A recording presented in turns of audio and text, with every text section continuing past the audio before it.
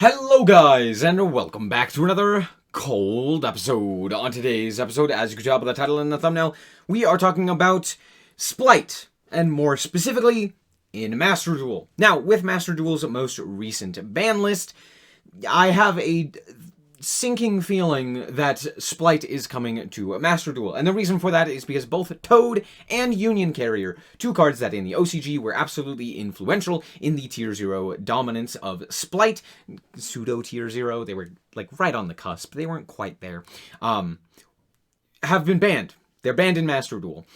So, because of this, and because of the way that the ban lists have worked in the past, I expect this to mean that Spright is coming in Master Duel in the next little bit, right? Before the next ban list, hence why they did this now. So, I wanted to talk about, specifically, what cards, or just what in general, you can play with Spright without utilizing Toad, without utilizing Union Carrier, without utilizing... I gotta switch things up, hold on. I accidentally had Toad in here. Without utilizing specifically those two, to kind of, dominate. And there are quite a few different builds, as you will see throughout this video. I have 4 different builds. Now, we're going to start off with the assumption that Spright is not getting sprinned right off the bat. And so here is the list that I have built for this. Now, notably, we're still playing the Swap Frogs because of Ronin Totem. Ronin Totem is not banned. Not in Master Duel. However, it is banned in, I believe, both TCG and OCG. Yep, it is banned in both. So, Ronin Totem... Wait, hold on. Is it not banned in that? Might not be banned in the OCG. Anyway, who cares? Ronin Totem is really, really helpful because of the Frog engine, allowing you basically just constant access to another 2, which gives you even more materials to potentially go into more powerful rank 2s or link 2s. So, let's quickly start off with the Sprites. This will be the standard package that I will be running in most of my lists. It is triple Spright Blue, triple Spright Jet, the triple Starter, as well as 1 Smasher, the 1 Carrot, the 1 Red, and then Pixies. I like Pixies, it wins combat. I think in a best of 1, this card will be very valuable due to the fact that being able to search it out and then just win combat is going to be way more advantageous in a best of 1 than it would be in like a best of 3 or something like that. So that's why I would play it. In all honesty, you could cut this card. This is a you don't need it, yada yada. So there's that. Next up, we have Swap Frog. Swap Frog is absolutely insane. Truly a valuable card. It special summons itself without starting a chain by discarding a 1 other water monster, which will be valuable in the future. But it's just a free monster, free level 2, without taking up your normal summon. And if it is summoned, you get to send Ronin Totem to the graveyard. Now, Ronin Totem can bring itself back multiple times, so it's very, very nice. We also have Dupe Frog in here as well, just to have another target, basically, to send. This card could also very easily be cut, and it honestly probably should be, but it's more of just like another target to send once you go through all of your Swap Frogs, which you can do in like a single turn. So, there's that. Next up, we have ourselves the triple Nimble Beaver. Now, a lot of people were tinkering with the idea of Diva, in particular in the OCG. However, that was due to Hulk Vibrex. So when you go Deep Sea Diva, normal summon Deep Sea Diva, special summon out another Deep Sea Diva, you are gaining access to Hulk. Just that's a free Hulk right there. You go into Hulk, and you're good. You can't really do that anymore because Hulk is also banned. So without Hulk, without Union Carrier, without Toad, Nimble Beaver is by far better. It allows you to get a Nimble monster from either the deck or the grave, which is very nice, because that means if you have Nimble Beaver, you summon from deck a Nimble Beaver, that means later on in the combo, if you draw another one, or if you summon back another one, like add it back to your hand and then normal summon it, you can get one from grave as well, keeping your deck live, and stuff like that. So it's very nice. It's just like the better of the follow-ups. Next up, we have something that I don't think a lot of people would probably expect, but Gamma as well as Emergency Teleport. Guess what?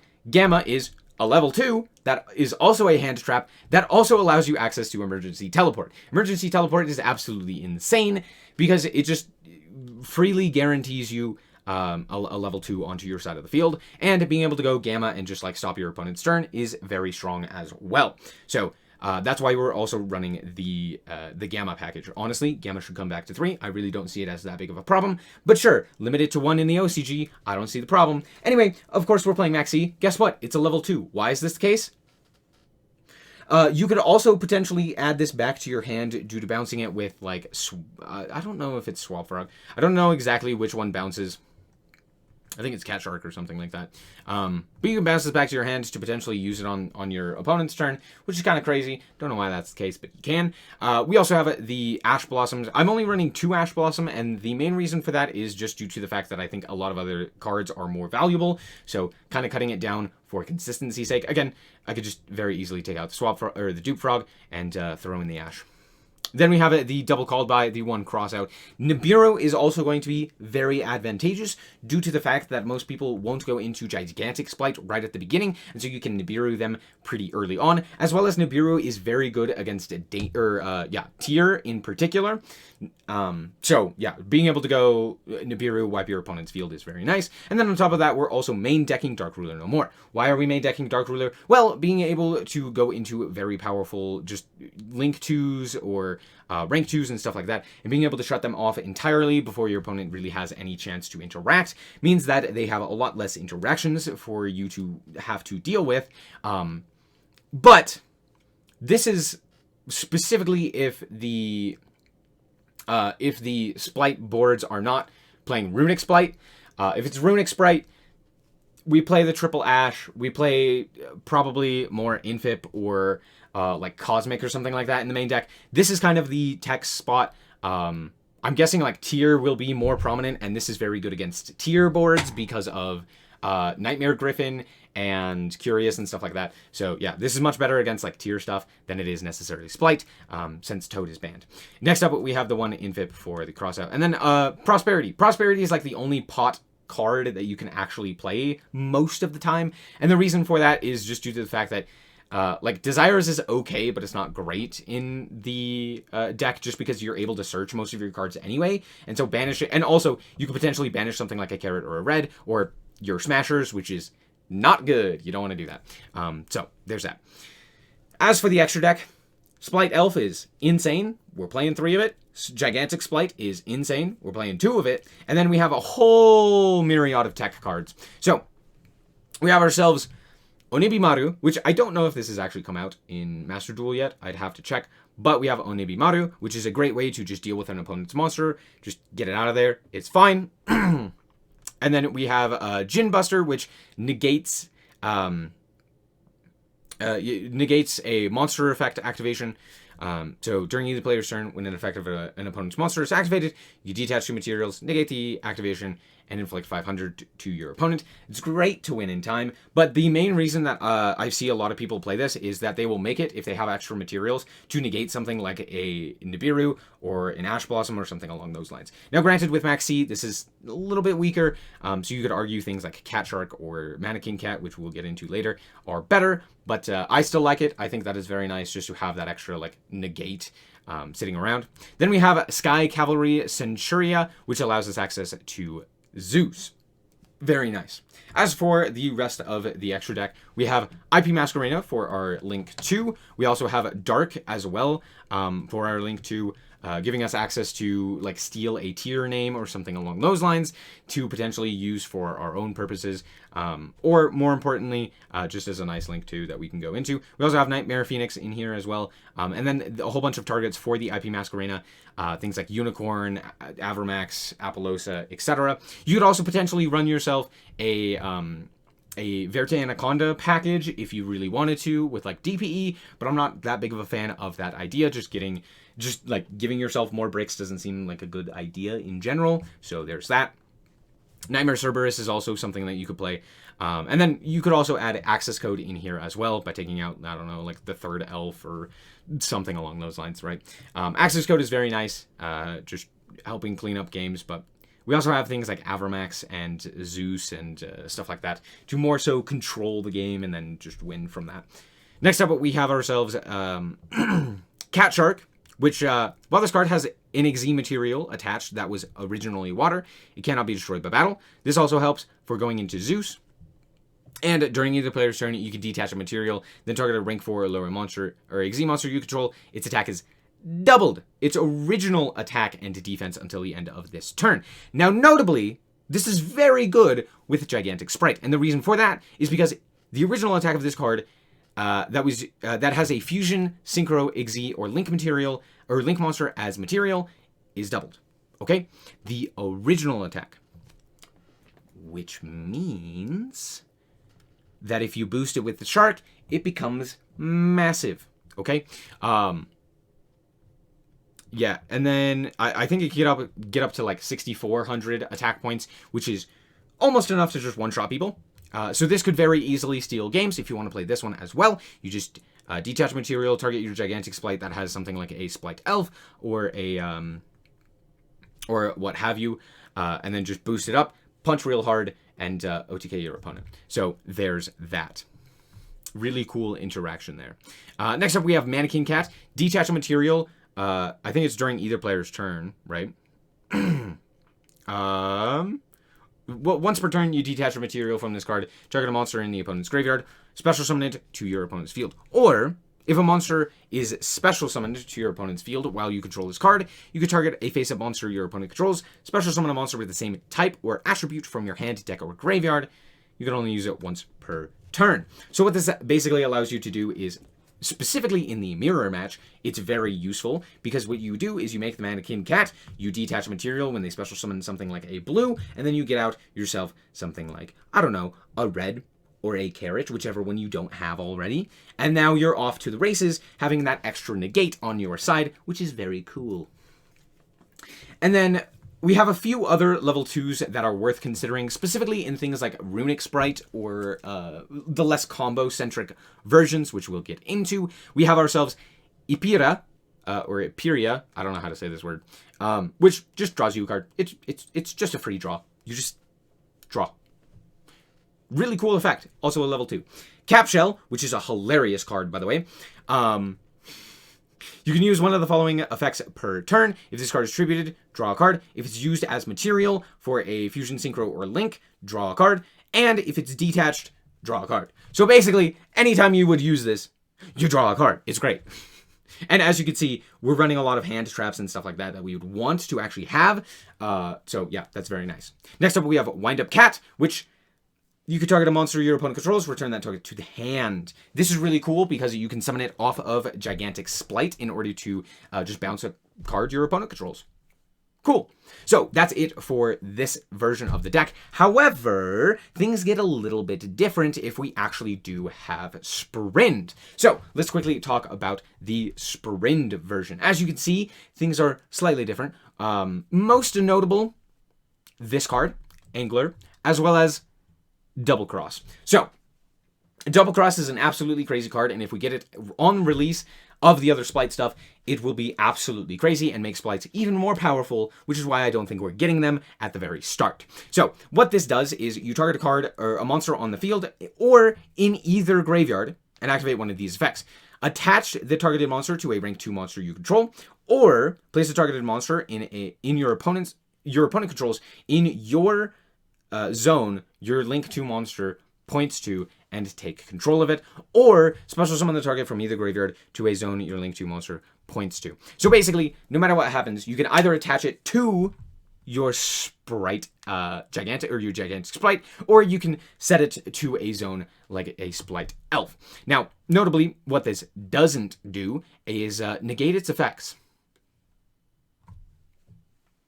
So yeah, you could just steal their monster. Now, granted, if you're locked into 2s like off of your Spright starter or your Gigantic Spright, then you are a lot less likely to actually be able to do that. But being able to just like yoink an opponent's monster is absolutely crazy, and this is a great search target for your Jet. On to Nimble Angler. If it's sent from the hand or deck to the graveyard, you can special summon up to 2 level 3 Nimble monsters from your deck. Now, notably, what this allows is you summon out 2 beavers. You just summon 2 beavers, and you're off to the races. Because any 2 beavers get you into the full Spright combo line through Gigantic in order to go into Blue, in order to go into Jet, in order to go into Starter or Smasher or Double Cross or what have you, right? Absolutely insane. And because if it's also sent from hand, you get to dump it off of Swap for the effect to special summon the Swap Frog, and then you get to dump the Nimble Angler and activate that effect. So now you have 3 materials on your side of the field, which is really, really cool, without locking yourself into 2s, which is awesome. So, pretty cool. The rest of this is pretty standard. Again, Dark Ruler could be switched out for something else depending on what the actual meta would end up being, depending on what more people are playing. But I do like this specifically, again, against Tier. And I'm expecting that Spright is not going to dominate nearly as much because Toad was a big factor in that, along with Halqifibrax. And since we don't have access to that, I expect Tier to be more prominent. So having this is very nice. Also, now, to be fair, this is also played due to the fact that Spright can make Toad, and without Toad, it's not nearly as good. But again, flex card. Don't know why I keep having to say this. Now, we've talked about all of these other cards. What we haven't talked about is Ninja Shadow Mosquito. This is an absolutely hilarious card. Basically, if you have 2 guys that can attack, you get to go detach a material from this card, place a hallucination counter on a face-up monster your opponent controls, which negates its effects. And then you can also inflict damage to your opponent when the second monster attacks, equal to the attack of a monster with a hallucination counter. So, basically what you do... Oh, also, it can't be destroyed and you take no battle damage from it. So you attack in with this guy. Or, heck, you make your opponent attack because it also forces out all of your opponent's cards to attack. This is really good specifically due to Avermax. If you go into this with Avermax, they have to attack in. They have to attack into the Avermax, and then the Avermax boosts itself. And then you also get to just activate this effect, detach a material, and then burn your opponent a whole bunch of times, because it's not a once per turn. So, depending on how many monsters they have, they could just end up OTKing themselves on your own monsters. Cool! So, notably, this is actually really good. Because it allows you access to more unique OTKs, and you can actually like deal damage to your opponent and then go into Zeus, which is also pretty cool. So something worth considering. I don't know how useful this will be in a best of 1, but it's very funny. Next up, we have, of course, the double Gigantic and the triple Elf. I'm sure you're wondering why we're playing 2 Gigantic and only 2 Gigantic and 3 Elf. Elf is way more useful at using it multiple times, and you can stack it underneath the Gigantic. But also, on top of that, just having Elf to protect your monsters from targeting is very nice. And with like Pot of Prosperity, this is probably something you're going to banish. But yeah, I just like having 3 of it. You could probably cut it down to 2. I'm just like, I don't know. I think this is probably the one that you would put 2-3. On top of that, we're also playing... I put 2 Sprint in here. I honestly don't know if 2 Sprint is necessary. Probably only the one. You could probably put in one of these other ones. I just don't know what else to really put in here, because I'd have to see what the actual meta would shape out to be. But Sprint is very, very nice. On summon, you are able to dump a level 2 monster from your deck to the graveyard. Also, if another monster is special summoned while this card is on the field, you can detach an XZ material from a monster you control, target a monster on the field, and return it to the hand. This is very good at dealing with problematic boss monsters, like, for example, Elf. I know it's not a boss monster, but it is kind of. Yeah, you could bounce back the Elf, or you could bounce back a myriad of different things. Very nice to have, because it just automatically returns a monster, as long as you have something like a Gigantic Spright, or something else, right? But the dump allows you to dump Nimble Angler, which then gets you the 2 beavers, and then you can use this guy. Well, you can't use either of these guys as link material, or at least the turn they are link summoned. You can use them to go into Gigantic Spright. Why is this the case? Because Konami makes mistakes sometimes, okay? We get it. We understand. It's cool. Just shush. It's fine. Anyway, then of course we have the standard package of Dark and IP Masquerena for the other link 2s, and then of course Avermax, Apollosa, Nightmare Unicorn as other targets. And for the link 2s, we have Onibimaru, Sky Cavalry Centuriar, and AA Zeus.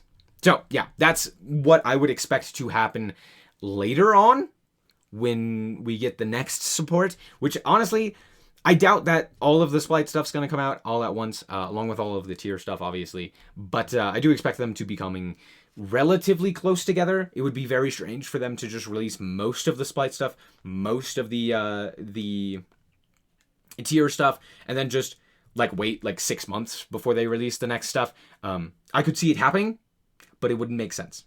So let's move on to some other decks that would be paired with Spright. Alright, so here we have Live Twin Spright, which is basically just, I mean, it's just Live Twins. And now with the Spright cards to add additional consistency. It's pretty standard here. We're playing the triple Leela, the triple Kiss a Kill, the one each of Frost and Treat. Honestly, I'm not too familiar with how this deck is specifically built, but it is a lot of, you basically take out like the Frog engine and stuff like that and replace it with the Live Twin engine to give you easier access to these guys, which are very nice due to the fact that they, you know, you can bring them back off of something like Spright Elf, but they can also bring themselves back to give you a pop and a draw, which is also very nice. So it's a little bit higher end, but it does lose to like more hand traps. Like if you don't draw I don't know, not playing like Nimble Angler and stuff like that with the Sprint, not exactly great. But it does give you also access to just your combo basically 100% of the time. We're also playing the triple Sunny Snitch because it gives you the monsters, so it's just like a free Rhoda. And then, of course, we have the Spright package with the double cross. This is obviously with Sprind. I'm just going to kind of show you the stuff with Sprind and when I'm expecting, like, kind of like further down the line, just because you could obviously very easily take these out and throw in, like, I don't know, a third hand trap or something like that. Like, this could just very well be cross out. This could just be anything else. As you can see, I didn't finish the extra deck because I was like, you know the extra deck at this point, right? Just throw that stuff in there. Pretty standard list, though, all things considered. We have the triple Maxi, the triple Ash Blossom, the double Nibiru, the triple Dark Ruler, the triple Infip, the double Called By. Pretty standard stuff. You could also run the Gamma package as well. I think that's not really necessary with this version of the deck due to the fact that you are already having a lot of level 2 access due to, like, over half of your cards being access to that. So it's like, yeah, I think 25 of your cards out of 15 are access to level 2s. So it's not really too necessary to add like the Gamma package as well. But if you wanted to, you could make it 30 out of, well, technically it'd be 29 cards out of the, out of 40 being access to a level 2, which is probably unnecessary. Moving on. Alright, and here we have a Tri-Brigade Spright, which is, I mean, it's what it says on the tin, right? So we have the Spright package up here, and then we have double Fractal, since it's limited to 2 for some reason in the OCG. I do not know why. It's also limited to 2 in Master Duel. We have ourselves the double Karos. Why is this not... Hello? Thank you. We have the double Karos, triple Kit, because guess what? Karos and Kit are both level 2s, and we have access to things like Ferrigit and Bearrum, which are also level 2s, so there you go. Then, of course, the triple Nerval and the one Revolt, and then we're also still playing the Nimble Beaver package, because guess what? It's Beast! Why? I don't know. We're also playing one Angler because it's a fish. It's not nearly as useful, but you can still send it off of Sprint. So if you have Sprint, play the Angler. If you don't play it. Very simple. And then we're playing less hand traps, but access to Revolt, access to Smashers. I'm not playing the double cross in here because we only have the one Spright XZ. And it's not really worth playing more XZs. You could take out like the Rugal, you could take out like the Ferrigit and stuff like that. You could play more of the XZs if you really wanted to, but this is more so just like, it's already kind of cutting it close, but like with access to Shureg, with access to Apollosa on the opponent's turn, and Dark, and specifically double Dragon Lords, which is absolutely insane. Yeah, I really didn't feel like it was necessary. And then, of course, the triple Maxi, triple Ash Blossom, double Called By, triple Dark Ruler, and the double Nib. Hooray. As for notable other cards that you could play, Rescue Cat is a crazy normal summon. It gets you 2 level 3 or lower beasts, which, guess what? Karos and Kit are both beasts. Also, Nimble Angler and Beaver, which is also funny, but that doesn't really matter nearly as much. Then, of course, we have ourselves, if you wanted to, you could play the second Sprint. You could also play the double cross, as I mentioned. I only have the one gigantic Spright, just due to the fact that honestly, you don't need more than that. It's pretty simple. If you go through the one, you're probably good enough, and you have a whole bunch of other like high attack stat monsters, with like Shureg, with the Nightmare Unicorn, with Apollosa. You could also play Access Code in here as well. So like, yeah, you should be fine. And then, of course, we have the one Bearbrum. I actually put in double Ferrigit, and the reason for this is because it is a Link 2 that is easier to summon, and gives you access to a whole bunch of different stuff. So, like, you could, if you need to normal summon a Nerval, go into a second Ferrigit if you need to, since you've already been through these, in order to go into more stuff there. You can also do, like, the Tri-Brigade stuff, ending on, like, Revolt, the Ferrigit and the Bearbrum, before even going into your locks through starter and through gigantic, which means that before locking yourself into 2s, you could potentially make yourself an Apollosa before, actually making the rest of your combos, which is very nice. So, yeah, there you go. That's Tri-Brigade Spright.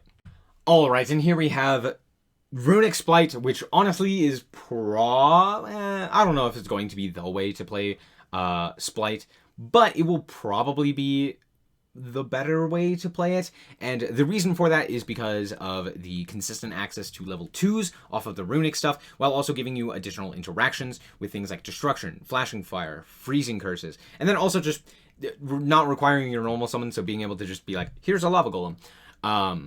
But because of this, you also need more access to things like Kitten, Capshell, and Ipira, due to the fact that you just need more access to cards and level 2s and just like stuff. You need to control the game, so you need more stuff, right? And Kitten is a good way to deal with like opponents' cards, since you don't really have good ways to deal with them, and so like being able to bounce a card is very nice. And then we have like these two to just gain us more advantage, but it's the standard Spright stuff, and then the runic stuff as well. We're playing 2 Fountain.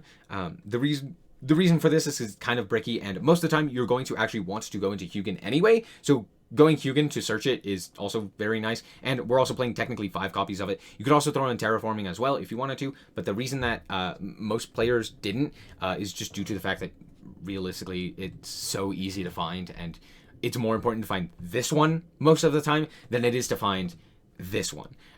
So we're going through the Hugin anyway, might as well just search it off of that.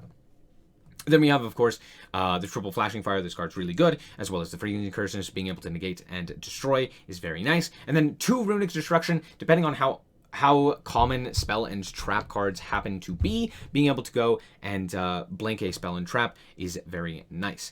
Then, of course, the triple Runic Slumber. This is a very nice one, specifically in Master Duel, being able to just like protect your monster is very nice. And then we have to be playing things like Smiting Storm and Golden Droplet just to deck our opponent out even faster. So there's that. This is more so just like a control the duel kind of style. I know a lot of people don't like Runic due to its floodgate nature, but this version of the deck is actually very interactive. It's mostly about like controlling the pace of the duel, and it's very much more along the lines of like invoked, or I don't know. It's not like a modern control style. It's more of like an older control style where it's like, I'm going to slow you down and you're going to play my game. I'm going to manage my resources as best as I can and hit the exact things that I need to and no more, because otherwise I'm going to run out of resources, right? So it's very much so more of like a mind game about like where to hit the flashing fires and stuff like that. And then, of course, obviously, you can high roll and just, like, hit your opponent's one of Garnet that they needed in their deck, and now it's gone. But, yeah, it's a lot more about managing your resources and using the constant advantage that these Sprites give you. Now, one thing to keep in mind is that with the Runic Spright version, Runics specifically do skip their battle phase. So you do need to keep a constant access to your battle phase. So you have to actually go to your battle phase, and then it gets skipped. So keep that in mind in Master Duel. And then, of course, you can also main deck Lava Golem. As you notice, I even put the Max C in the side. And the reason for that is due to the fact that we don't actually want to draw all of our cards, because we're not really playing like board breakers or anything like that in here. So drawing additional cards isn't actually all that useful, because we have things like Fountain, we have, insane consistency, and so we don't really need this. Now, it is good, but again, this is one of those things where it's like, this idea is more of a TCG exclusive style because it wasn't really ever prominent in the OCG. And I don't really know why that was the case. I think it was due to release orders or just Spright never really needing it. But in the TCG, yeah, it was definitely more advantageous to actually play this version and play more of a control style. And because of that, we didn't even have Maxi. So this is kind of experimental, but I really don't think that Maxi would be too necessary. Other notable things is you could play like the Third Destruction. You could also play Dispelling. This one's kind of interesting. It's very good in like against Spright. It's not very good against like Tier, just due to the fact that it's not going to be live half of the time. And against a lot of like other rogue decks, it's just okay. It's not really that great. It only banishes the top 2 cards of your opponent's deck. However, it does discard a random card from their hand, which again, against Tier is not a good thing. It's not something you want to do. You don't want to accidentally give them like a Sheeran that just gets to activate and fuse. That's not really something you want to do. So again, take this with caution. If Tier is as prominent as I expect it to be, maybe don't play this card. Yeah, moving on to the extra deck, triple Spright Elf, pretty standard. Yeah, you could also cut this or like you could also play Prosperity in here as well. Same with all of the Spright decks. Yeah, you could cut this, throw another like rank 2s or stuff like that. In fact, I would highly suggest that. I didn't throw in any of the rank 2s in here, but yeah, you could play any of the rank 2s that I talked about. And I would suggest that. This is just kind of a extra deck I threw together. We have the 2 Gigantic Spright, the 1 Sprint. I don't know how useful Sprint would be. I guess you could dump like Ipira or something like that, and then bring it back off of Elf. So there's that. But yeah, it's not too crazy. Then we have ourselves double Gary. Gary is nice. It adds back the Fountain, which is very cool. And that's mostly what it's used for. Yes, most people know it because when it's destroyed by battle, you target a card in the field and destroy it. That's honestly not going to come up because Skill Drain is not in this list, and it probably never will be, but there you go. Next up, we have the triple Hugin. This is the main reason to play it with the Runics, along with the Sprites, because, hey, Hugin's a 2. That's it. That's the whole reason. Doesn't really matter. But yeah, you can discard and grab up your Fountain as well. And then, of course, we have the main culprits over here. So, yeah, that's it for the Runic version, and honestly, this is basically it for now, right? I don't expect there to be much more. Okay, I say there's not going to be much more, but you could play this with basically any level 2 strategy, right? You could play this with Melfi. You could play this with, I don't know what else is level 2. There are a myriad of other level 2, link 2, rank 2 strategies, right? You could play it with the raccoon thing. I know that there's like a raccoon.